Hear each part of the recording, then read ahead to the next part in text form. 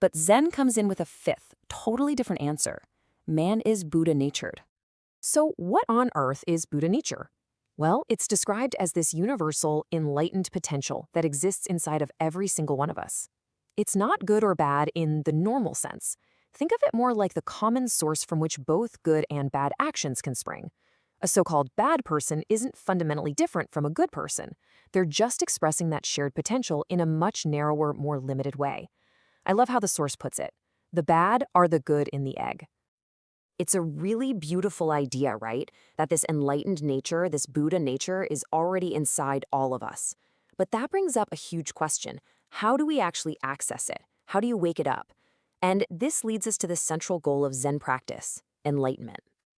Now, Zen teaches that this awakening isn't something you can figure out just by thinking really, really hard. It's not an intellectual puzzle you solve. It's a sudden, direct insight that goes completely beyond words. And there's no better story to illustrate this than the one about a monk named Rinzai.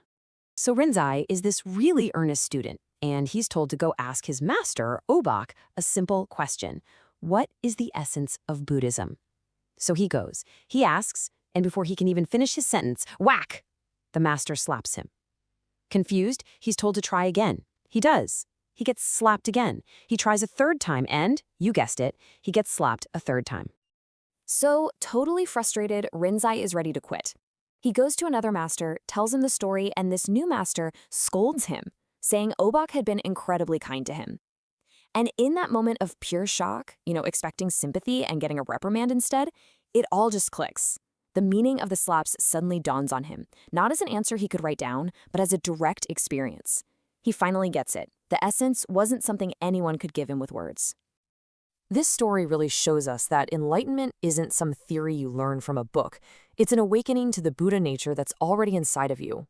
Like the source says, it's something beyond description and analysis. You just have to experience it.